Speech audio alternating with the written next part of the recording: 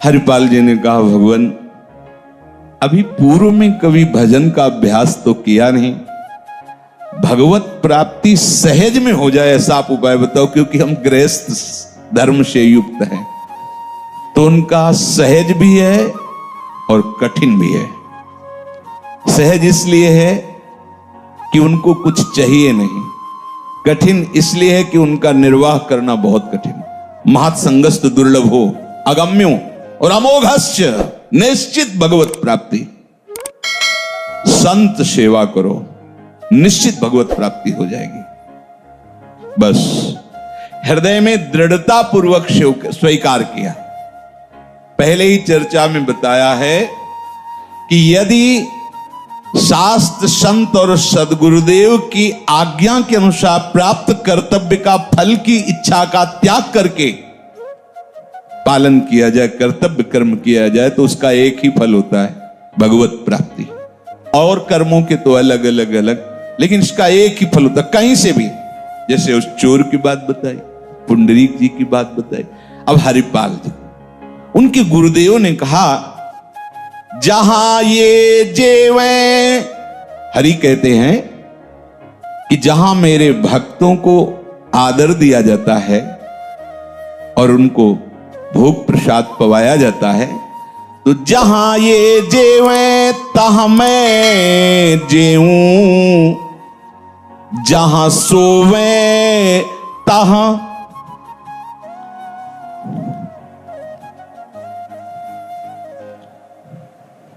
सोऊं।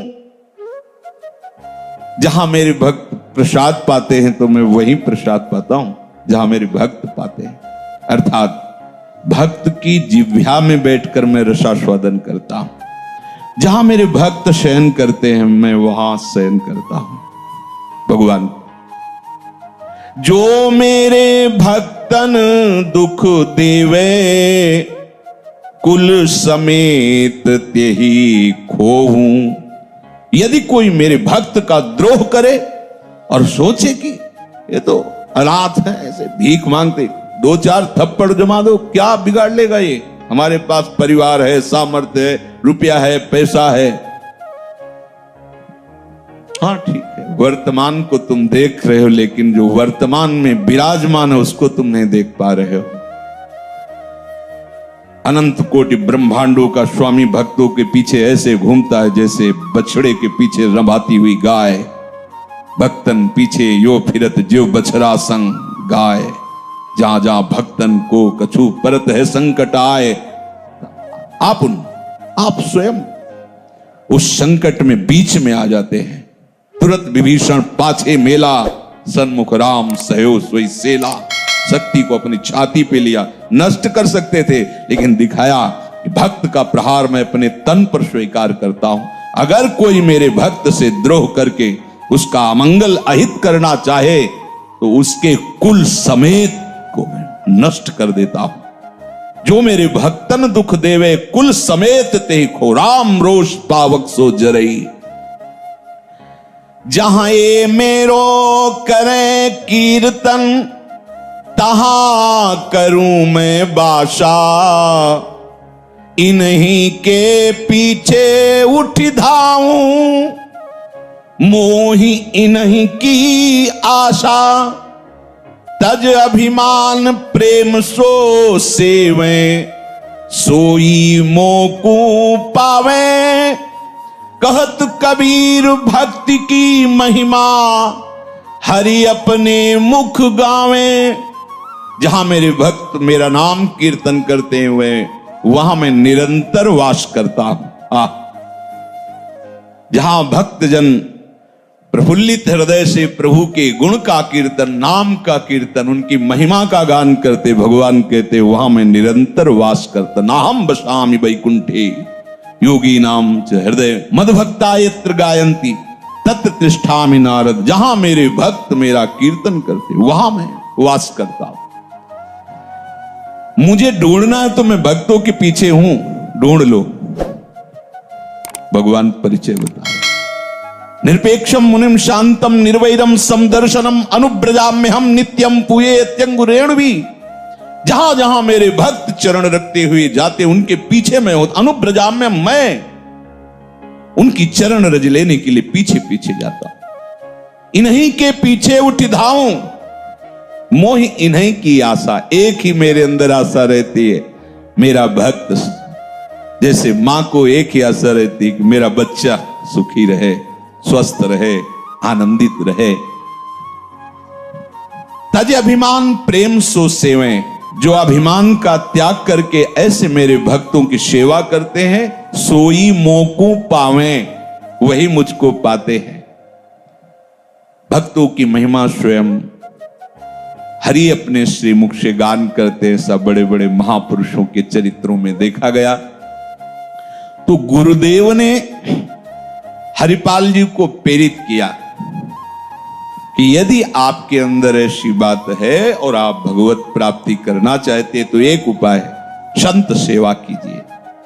भक्तनि के संग भगवान ऐसे फिरो करें, जैसे बच्च संग फिरे नेहवती गाई है। हरिपाल नाम विप्रधाम में जन्म लियो, कियो अनुराग साधु दई स्त्री लुटाई है। केतिक हजार ले बाजार के कारज, खवाए गरज ना सरे, कियो चोरी को उपाय है। विमुख को लेत हरिदास को न दुख देत, आए संत द्वार तिया संग बतराई है। पत्नी सहित ये नियम ले लिया जो गुरुदेव ने बताया, भगवत प्राप्ति का उपाय संत सेवा। आज से अब हमारे जीवन का उद्देश्य एक ही होगा, संत सेवा। संत भगवान पधारे, उनकी सेवा करें, उनकी जूठन पाएं, बस यही हमारे जीवन का उद्देश्य। अब जब यही उद्देश्य केवल रहेगा और कोई कार्य नहीं होगा तो बाहर से धन की आय बंद हो जाएगी। और भक्तों को क्या है, आप थोड़ी श्रद्धा केवल कर लीजिए, वो तो एक संत पाके जाएगा तो चार संत भगवान से आपस में बात कर, बड़ा श्रद्धालु है, बड़ा सात्विक, भोजन पाने से भजन की स्फूर्ति होती। अब संतों की मंडली आने लगी, उन्हें तो भाव चाहिए, श्रद्धा चाहिए। दृढ़ निश्चय किया कि आज से हम संत सेवा में अपना जीवन व्यतीत करेंगे।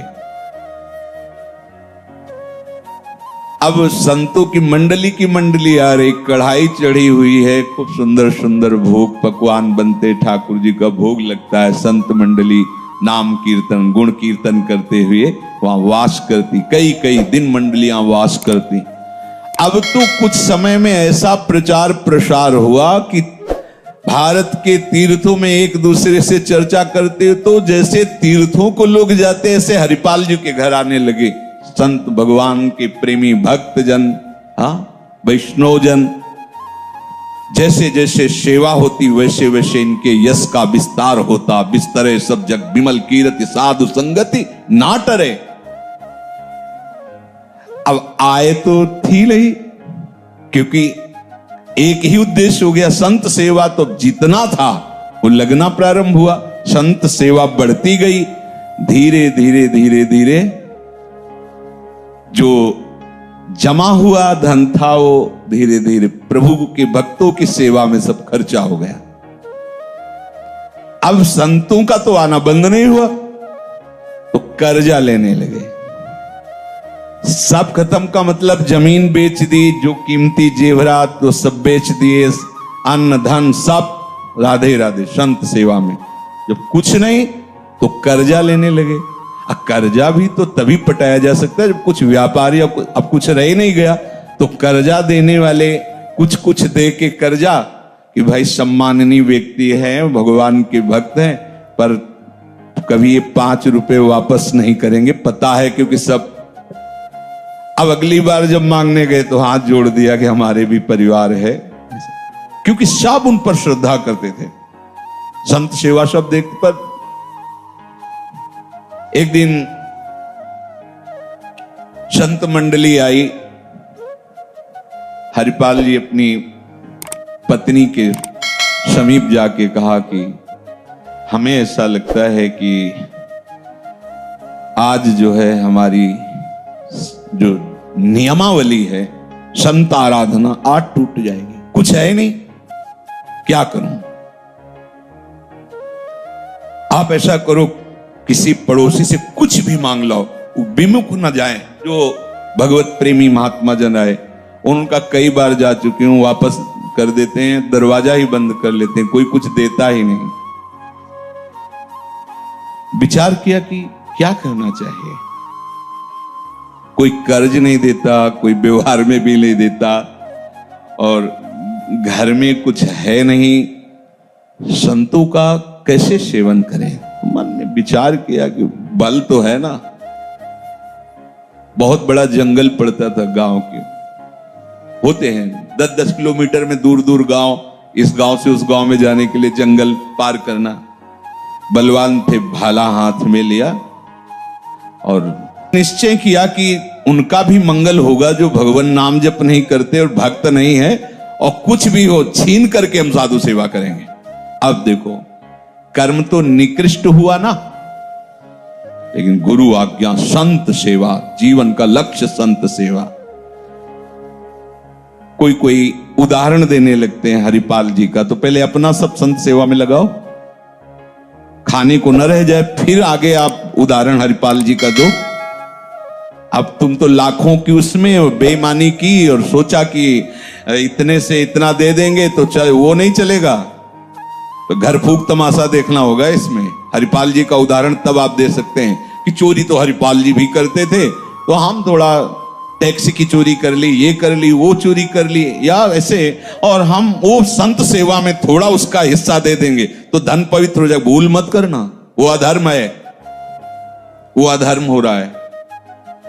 हरिपाल जी घर फूक तमाशा देखे, पहले अपना सब कुछ न्योछावर कर दिया। अब देखो भावना कैसी है, विमुख को लेत हरिदास को न दुख देत।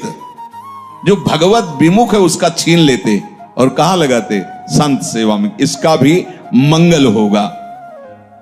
गले में कंठी और मुख में कहीं धोखे से भी रामकृष्ण हरि निकल गया तो हरिपाल जी मार्ग से हट जाते थे। जब वो निकल जाता तो उसकी रज माथे पे लगाते, कभी उसको। और अगर प्रपंच की वार्ता और कंठी तिलक और नाम नहीं तो भाला गले में रख देते, जो है सब उतरा लेते, सोना चांदी रुपया जो भी जैसा, और वो संत सेवा में लगाते। अब उस गली में ये प्रचार प्रसार हो गया कि कंठी तिलक वाला, नाम कीर्तन वाला लूटा नहीं जाता। अब उस गली से निकलना है गांव के जंगल से तो कंठी तिलक बांध के निकलना है, बाद में भले झोली में डाल ले, जेब में डाल ले, क्योंकि हरिपाल जी और बहुत बलवान थे और भगवत तेज से युक्त थे। उनके सामने ऐसा थोड़ी कि कोई विरोध कर सके। अब एक दिन बहुत से जैसे स्वाभाविक संत आते थे, आए, वहां जंगल में कोई जाता ही नहीं, अगर जाता तो रामकृष्ण हरि बोलते हुए जाता। अब हरिपाल जी चोरी कर नहीं सकते, अगर वो राम बोला, कृष्ण बोला, हरि बोला तो भाला नहीं तानेंगे। कंठी है, तिलक है, नहीं, हरिदासस बिल्कुल नहीं, जो हरिदासत्व से ही बिल्कुल नहीं। उदास होकर के बैठे थे, संत भगवान आए, पत्नी से कहा आप क्या करूं? अब तो लूटने को भी कोई नहीं तैयार कि भाई उसको मैं लूट लूं, क्योंकि यहां सब कंठी तिलक वाले, सब नाम वाले। देखो भक्त का प्रताप देखो, भयवश वहां से निकलना है, जो 2-4 किलोमीटर रास्ता है, जोर जोर से बोलना पड़ेगा उसको रामकृष्ण हरि। रुक्मिणी जी से ठाकुर जी ने कहा, द्वारिकाधीश ने, तैयारी, अब मुझे जाना है एक भक्त से मिलने के लिए। बैठे कृष्ण रुक्मिणी महल तहां सोच पर्यो। इधर अगर भक्त सोच में पड़ा है कि कैसे भगवत प्रेमी महात्माओं को विमुख जाने दें, पर हमारे पास कुछ है नहीं और लूटने के लिए कुछ नहीं, क्योंकि अब वहां से जो निकलता प्रचार प्रसार हो गया। बैठे कृष्ण रुक्मिणी महल तहां सोच पर्यो, हरिओ मन साधु सेवा साहू रूप कियो है, पूछी चले कहां कही भक्त है हमारो एक, तो मैं हूं आऊं आओ आए जहां पूछ लियो है।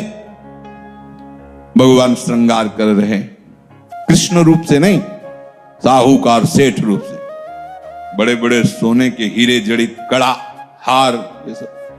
रुक्मिणी जी का जय जय कहां? बोले एक भक्त के यहां जाना है, उत्सव में सम्मिलित होना है। प्रभु आप जब जाते हो अकेले निकल जाते हो, हमारी भी इच्छा है। भगवान ने कहा शारदा सहाय हुई, क्योंकि हमसे ज्यादा श्रृंगार ये करेगी। भगवान ने कहा वैसे तो हम अकेले भक्त के पास जाना चाहते, पर आज तुम्हारी इच्छा हम नहीं, आज चलो।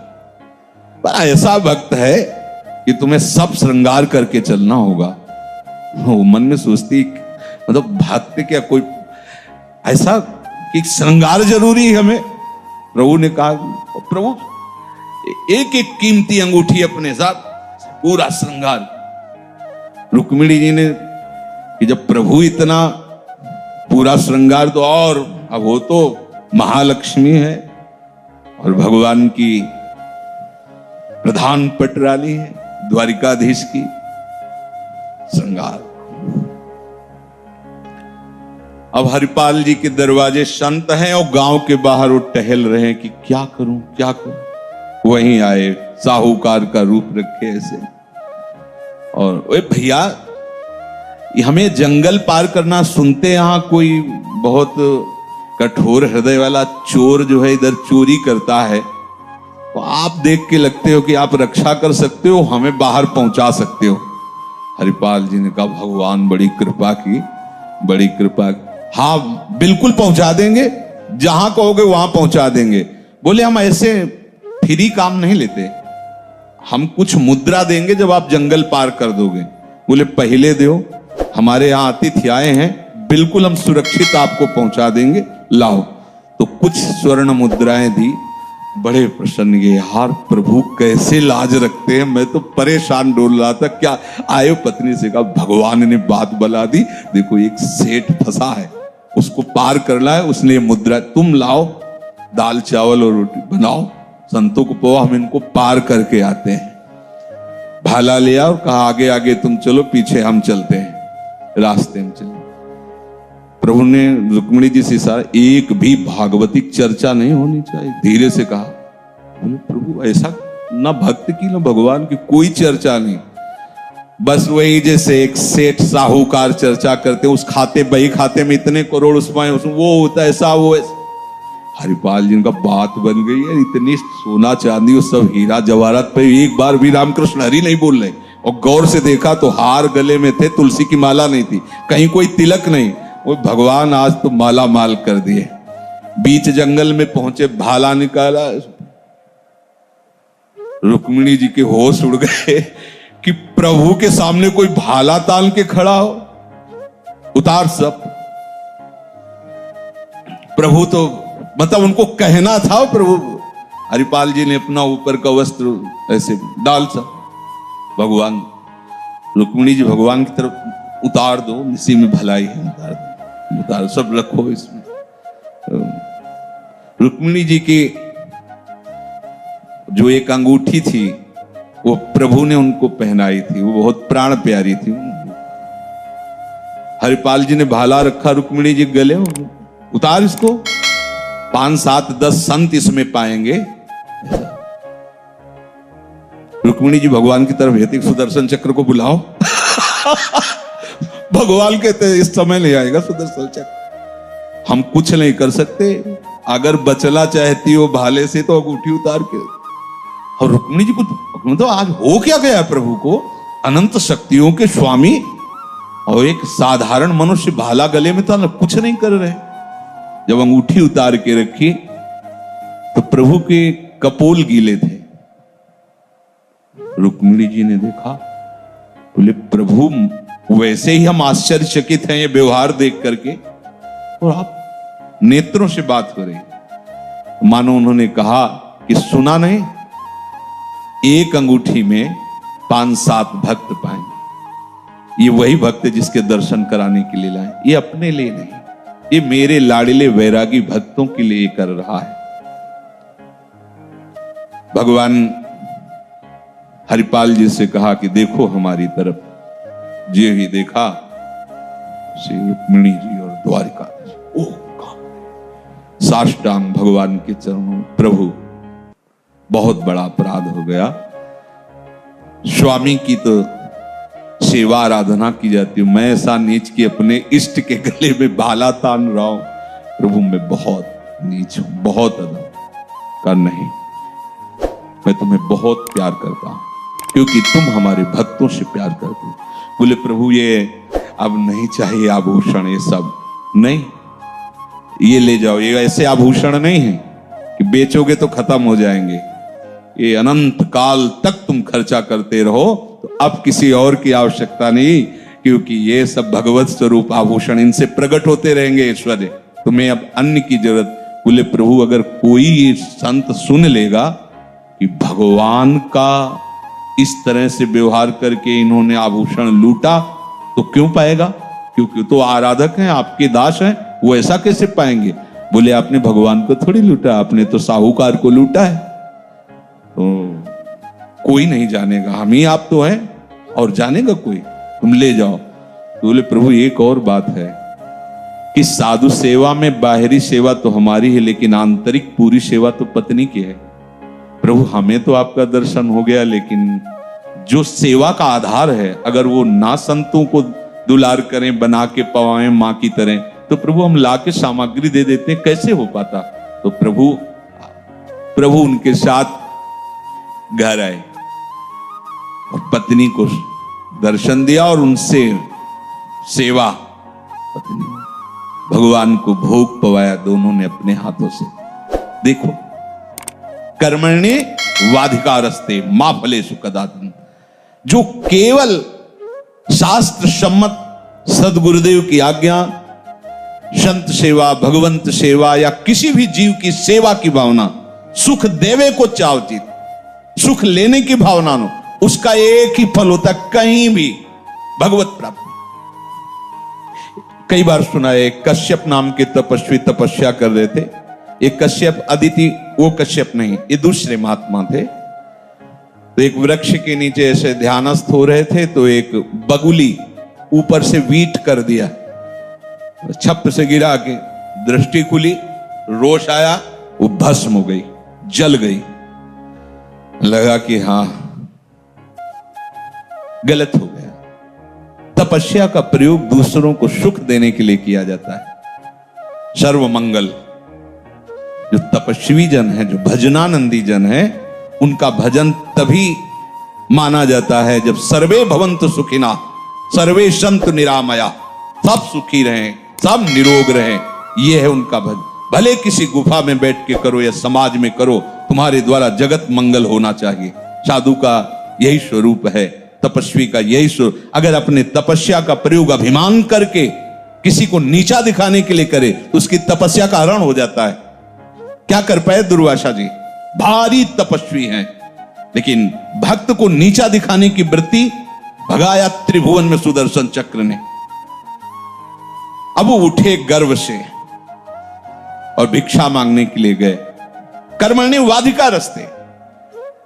अब जिस घर में गए, वो अपने पति को भगवान मानकर आठों पहर उनकी सेवा में, पति को, वहां जैसे माता पिता को मान, यहां संत को मान, पति को भगवान मान करके आवाज लगाई, भिक्षाम दे। तुरंत बाहर आई, अच्छा भगवान, कुछ क्षण द्वार पर रुकी, अभी मैं भिक्षा लाई। वो जेव ही अंदर गई तो दूसरे दरवाजे से पति, जेव ही पति आए, हाथ जोड़ करके नमस्कार करना, आसन पे बैठाना, उनको जल पिलाना। ऐसा जो विश्राम मुद्रा में, तब कहा आपके गृह के दरवाजे पर कोई भिक्षुक आए थे, उनको भिक्षा दे आए? बोले अवश्य अवश्य अवश्य दे आई। वो भिक्षा लेके गई, काफी देर से खड़े थे, बड़ा रोष प्रकट किया, तुम जानती नहीं हो मुझे, कह दिया अभी आ रहे हो, इतना विलंब करे? तो उन हाथ जोड़ के कहा, भगवान हमारे प्राणनाथ पतिदेव आ गए थे, तो उनको जल आदि पिलाने में विलंब हुआ, यदि आपको ऐसा लग रहा हो तो क्षमा कीजिए, क्षमा नहीं तुम मुझे बोले जानते हैं, हम अपने पति सेवा के बल से जानती हैं, तुम ये समझ लो मैं पेड़ की बगुली नहीं हूं कि तुम देखोगे भस्म हो जाएंगे, अभी कच्चे हो तुम।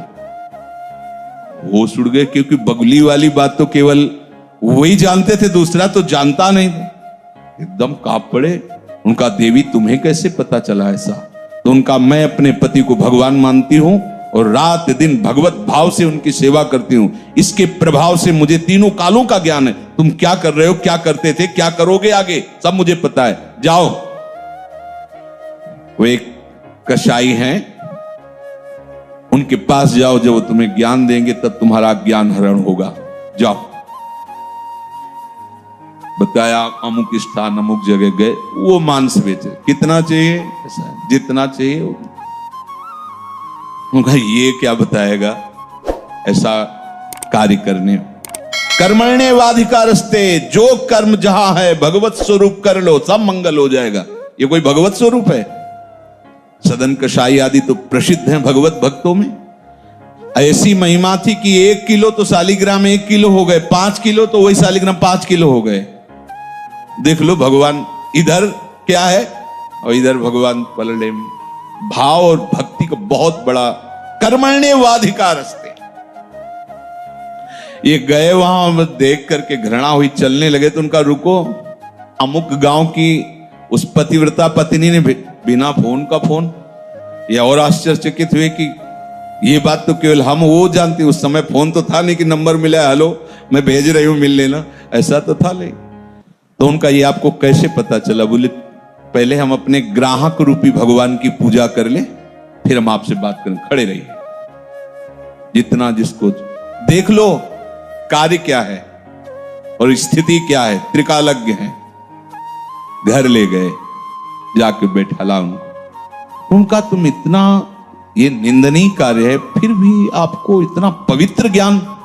उनका ये हमारे कुल का कर्म है, ये कर्म है। और इसे भगवत स्वरूप कर, हम किसी जीव की हत्या नहीं करते, पर जहां से मांस मिलता वहां से लाके बेचते हैं, हमारा कर्म है। और अपने परिवार को भगवत स्वरूप मान करके सेवा करते हैं और हर गड़ासे में नाम जप करते हैं। ये देखो भगवान ने आगे चलकर इस श्लोक में कहा है कि जो परधर्मो भयावह, अपना अगर धर्म ऐसा लगता है कि दूसरे से कमजोर, तो अपना श्रेष्ठ है, लेकिन परधर्मो भयावह, दूसरा फिर भय प्रदान कर। स्वधर्मो निधनो श्रेयः परधर्मो भयावह।